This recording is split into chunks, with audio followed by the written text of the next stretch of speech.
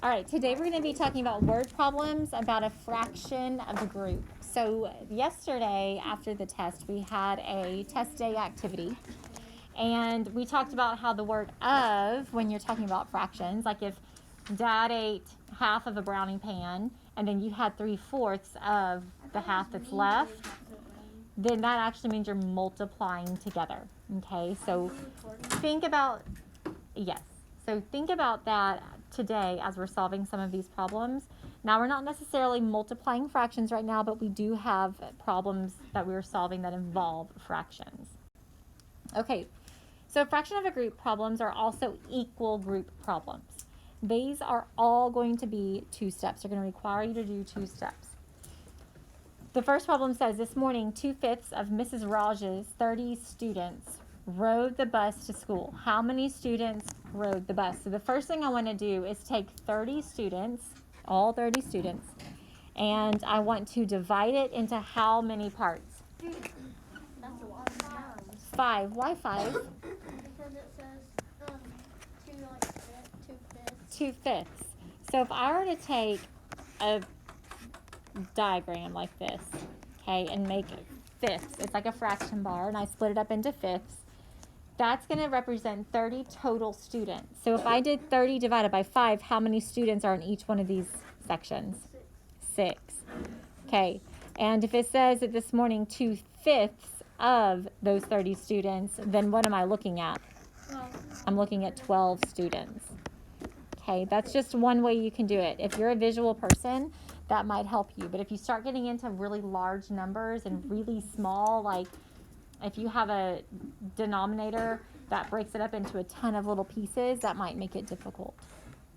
Okay, here's another one. Niev scored 2/3 of her team's 36 points.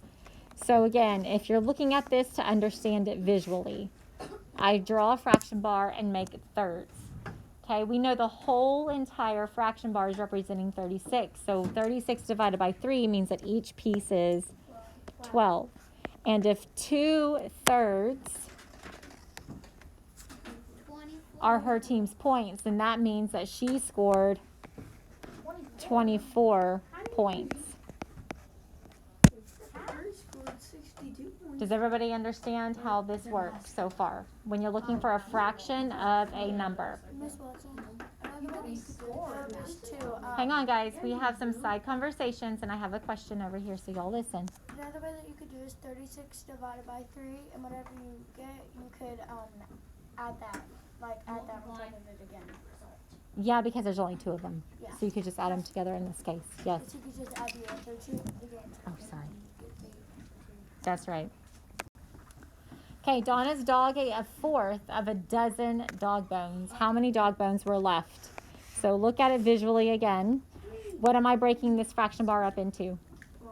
4 parts. Okay, so I'm going to take a dozen. A dozen means how many? 12. So the whole thing has to represent 12, which means 12 divided by 4. Each of these has to have 3 dog bones in them.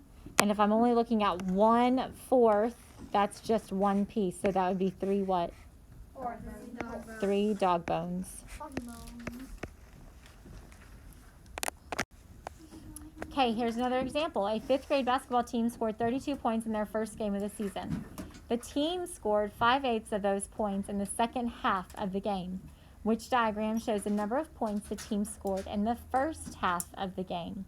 So first you need to know, if we had 5/8 of those points in the second half, how many 8s were scored in the first half? 3 8s were scored in the first half.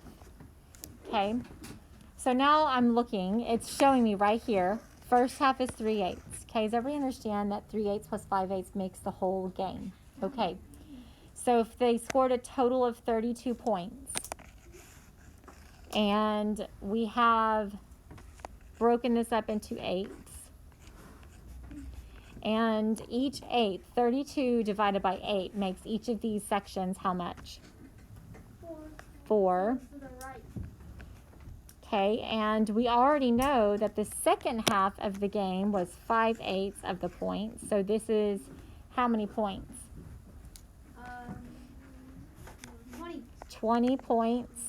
in the second half, but it is asking us which diagram shows the number of points in the first half. So I'm focusing on the first part of the game. So that would be how much? 12. Very good.